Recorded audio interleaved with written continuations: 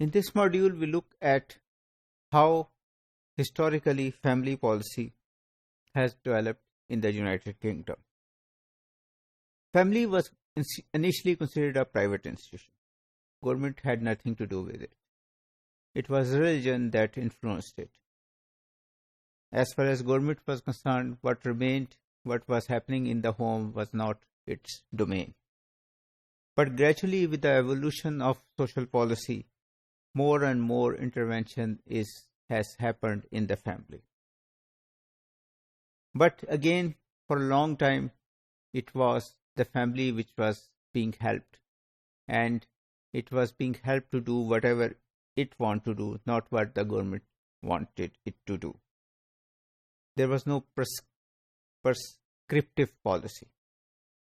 So children were the first focus of social policy. We saw as before that school fielding and school inspection were introduced in 1906, 1907. Then in 1909, there were tax allowances for children of income taxpayers. In 1911, we see that an evidence of how the government sees the family. So only men were insured, because the idea was that man was the breadwinner while women will stay at home.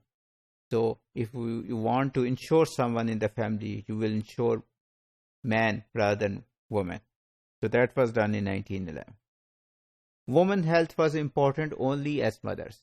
So again, the idea of traditional family was there, that women were primarily mothers. So their health is important as mothers, not as individuals. So the idea of traditional family was promoted by the government, but there were other policies or economic changes which were slowly, gradually changing the traditional family. And those changes were economic changes and educational changes and legal changes, which didn't stop women from entering different work professions and work. By the end of 1950s decade, women's economic contribution to family became so important that most of them, or a large number of them, were working. This made women more independent and autonomous, and this changed the family structure. In the 1960s, there was a change in the sexual relations also. So the hold of religion and culture on these relationships were tested. New methods of contraception gave women more control, and many new laws were passed in the 60s and 70s which redefined family. So Abortion Act was passed in 1967, then Homosexual Law Reform in 1967, then Easier Divorce Reform in 1969, Equal Pay Act in 1970, Sexual Discrimination Act in 1975.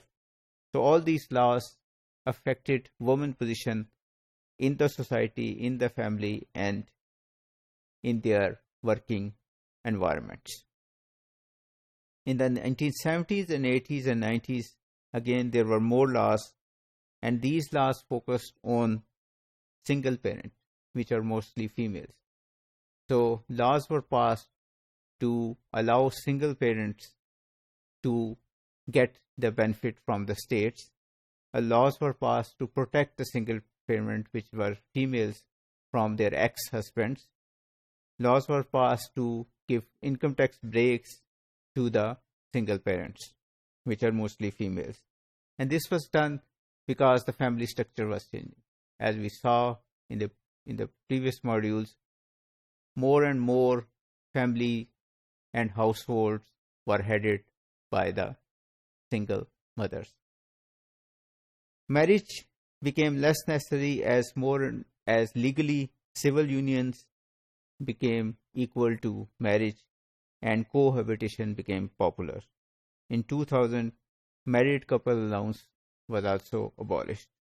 So all these laws and rules and regulations which gave importance to marriage were slowly abolished, and instead the importance was given to civil relationships or partnerships. So this is how the family evolved, or family policy of the British government evolved from the early 20th century to the early 21st century.